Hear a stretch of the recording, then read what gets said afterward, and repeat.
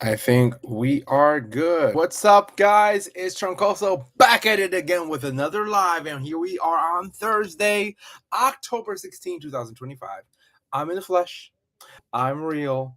This is not a restream. Unless you're watching this when it's already happened. So you're watching the restream, in which case, hey, I'm speaking from the past, and I'm going to talk to you about things that you need to do in your present to get better at your future. So let's get it. So, a couple of things before I begin. I just want to make sure that I name it and I'm clear here. I'm going to be changing the frequency of the lives just simply because of the fact that I need to be very aligned and focused and intentional about how I'm using my time.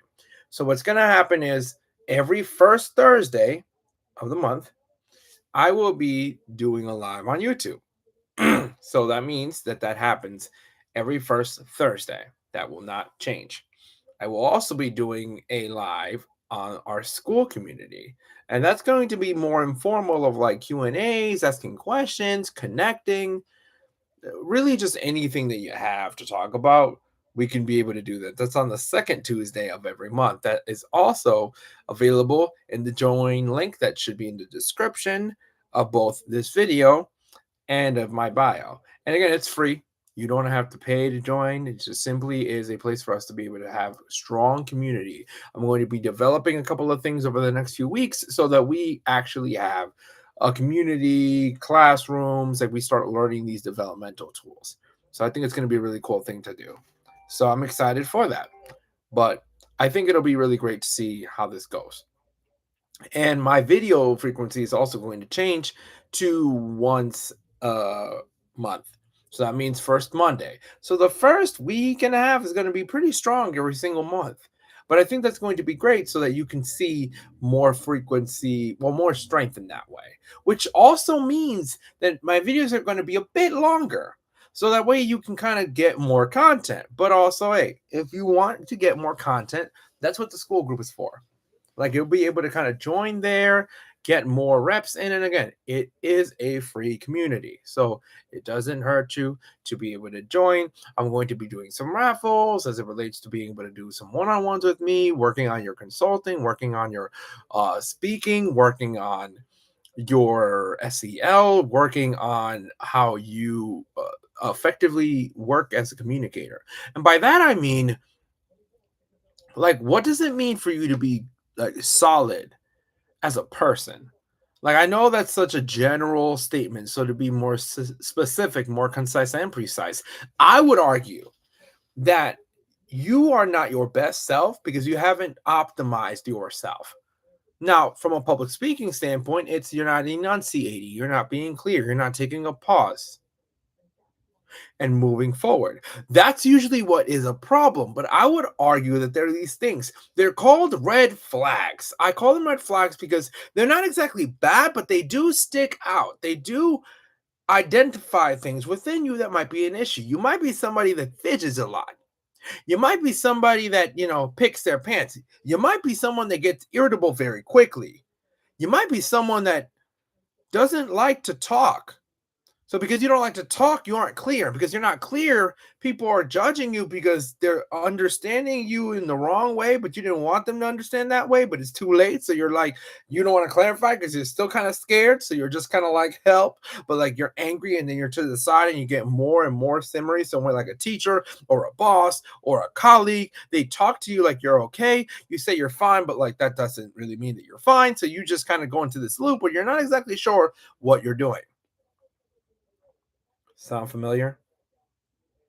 So that's something that we have to look at. Another thing is a coach of mine speaks about this clearly emergency exits, making sure that you develop a full self that is devoid of excuses, what ifs, because of the fact that you just left room for error. You left room to chicken out. You left room to not be consistent. So that's going to be the way that we work. My consulting, my one-on-ones are going to be rooted in the power framework. How you show up, your presence, your ownership, your wavelength, your energy, your resonance. Like, how are you doing all of that?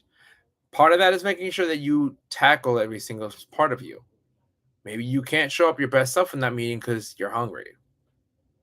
Maybe someone pissed you off and now they're the leader of the conversation in class, and you're like, no, like, I'm not gonna. And you're probably an A student, but like, you probably got like a 70 that day because it just wasn't it. Like, and they don't get it, but like, you need to communicate that.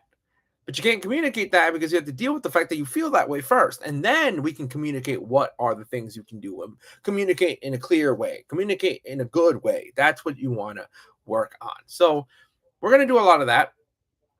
And then I also have this course that is going to launch in January. The first cohort is going to be in January. Because of the public speaking coaching and because of the work that I do, closeted introverts become national championship level speakers through this framework and through developing these skills. So we're going to be doing that. We're going to do the one-on-ones soon enough. They are open now as we speak, but the group coaching and the actual cohorts that come with school, I know that that's something that's going to be developed in the coming months. And January is when it's fully fleshed out and available for the cohort. We have everything in step. We just need to make sure that we refine all of that stuff and get the marketing going. So a lot of stuff is happening, and I'm thankful. I'm grateful. I'm very glad. So now we got to talk about a couple of things because most of the issue is here, right? You probably need help with a lot of things. We all do. But you ever needed help and you didn't ask? Not because you didn't know how, but because you didn't want to seem needy, weak. Again, we talked that clarity, that lack of clarity because of the fact that you don't want to be that exact or that you don't want to ask at all. That's a problem. And I've been there. I get it. However, we need to get good at asking without fear. And asking even while we're fear. Again, thinking about doing it scared. We ask even though we are in fear. We are scared. We're doing it anyway. How can you advocate for yourself with confidence, clarity, and courage? How can you get the ask and get the answer? We're going to be exploring that. So let's jump straight in. There are three things that we need to really lock in on. The first is we need to reframe the ask. Because the reason why we're not doing well with being able to speak about what we want is because we think it's a burden. It's a blessing, but we need to make sure that we are asking clearly. So, what does that look like? That looks like making sure that you are asking with the frame of this is advocacy. This is not begging. You're not saying, give me something. You're saying, here's how we can win together. Now, again, you probably think, are you kidding me? That doesn't sound that deep for what I'm asking for. Well, apply it for whatever you're doing. Like, think about that. If you're asking for a sandwich, I'll use a bacon, egg, and cheese from the bodega, the corner store on 3rd Avenue in Claremont, just because that's just where my head has been every single time I've gotten it when I used to go to school.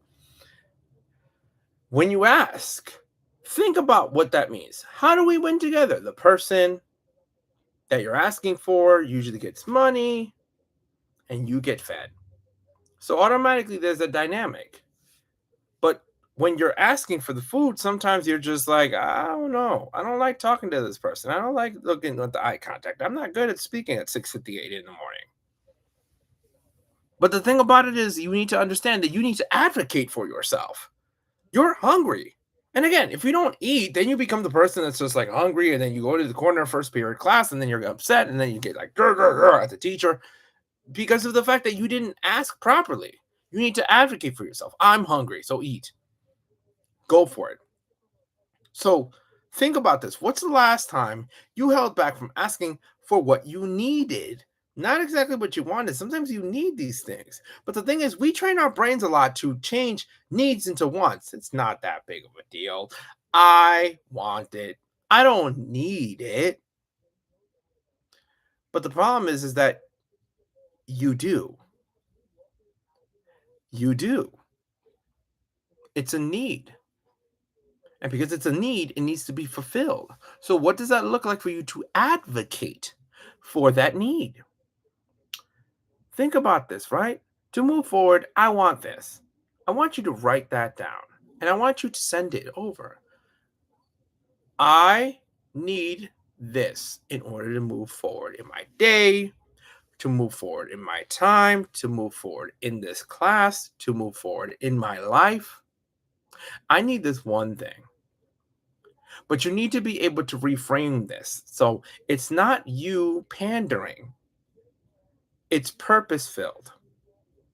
So that's the first thing. The second thing is clarity beats confidence.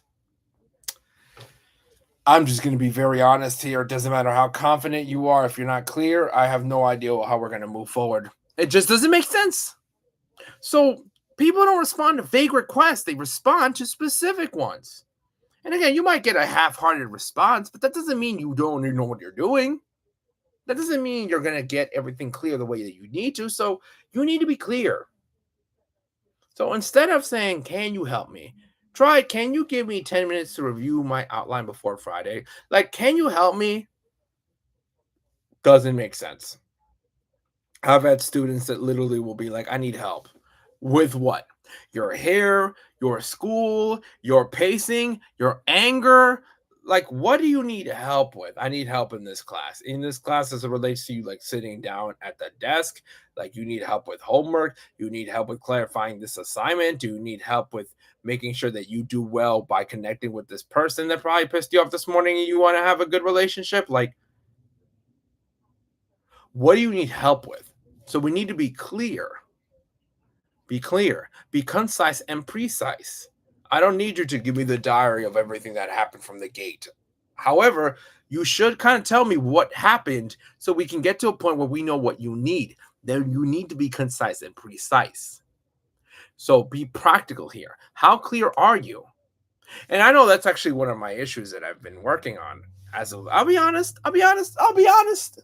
It's true. I mumble when I ask sometimes. It's glue. Because you know what it is for you to be like, yeah, can I? But again, we talk about advocacy. So that has been the reframe I've had to make sure that I can ask clearly. And the thing about it is, asking's not going to do anything. You won't die. You won't lose your mind. So think about this. Write your ask down and say it aloud. Practice you asking before you ask the person. It might help you. It might make it clear for you. And if it sounds confusing, if you don't sound like you make sense, or if you sound vague, you probably are. So rework the way that you speak, that you communicate, that you ask, that you advocate in order to get that rep in and in order to do it right. Third thing, detach from the outcome. If you live for people's acceptance, you die by their rejection. That is Lecrae Moore. Shout out Lecrae. However, I need you to understand that it's a very true and practical statement because you cannot be married to the outcome of the ask. You asked and you have relinquished control of the situation. Control you never really had, but for the sake of this conversation, you might have had that control. But you never really had it. You wanted to say something, and the outcome is not something you can control. So if you attach or marry your feelings to the outcome, you're not going to be happy. So rejection isn't rejection. I think we need to be clear here that the outcome doesn't really matter because rejection isn't rejection. It's redirection. It's a pivot. It's a switch. It's a move that says, "Hey, this may not be a now thing for me. This might this might not be the thing for me." And that's perfectly fine. Like that's okay. But every no teaches you something about your next yes. So it's information that you can lead to application that comes from discernment, comes from decisive action where you think like you will find out what happened and why, and you move forward. Maybe in the way that I asked it didn't go well. Maybe what I asked it didn't go well. Maybe the time didn't do it justice. No matter what it is, you live and you learn. So think about this.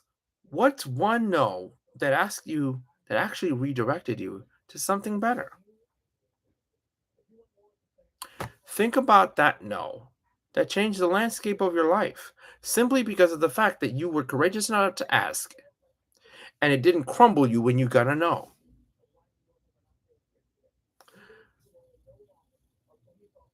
Asking isn't weakness.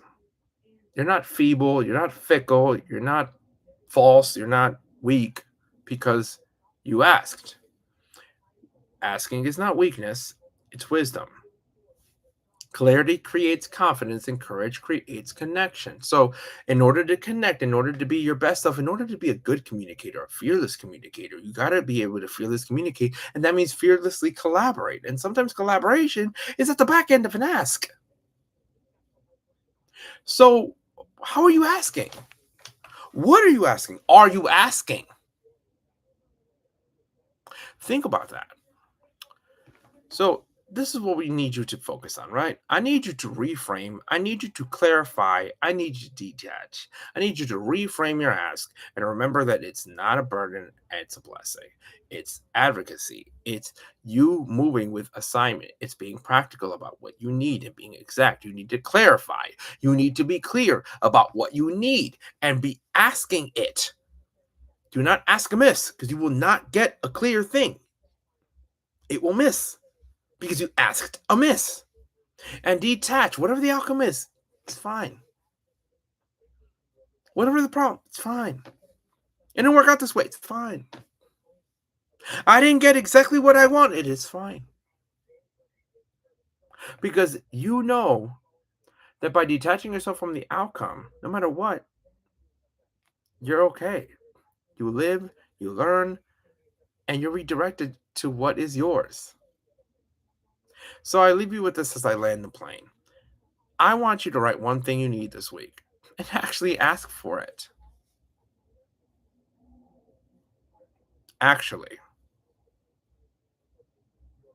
yeah, that's what you should do. Now, I want you to join our free Power Lab community and we can keep practicing fearless communication together. We can work on this stuff, developing this. I think it's going to be a great, effective moment for you. And I also want you to consider this, right? In everything I say it, but I mean it clearly. Do it scared in order to do it successfully. That does mean ask as well, but you also have to do it with clarity. Be clear, be concise, precise. Do it scared, get it done. You know you can.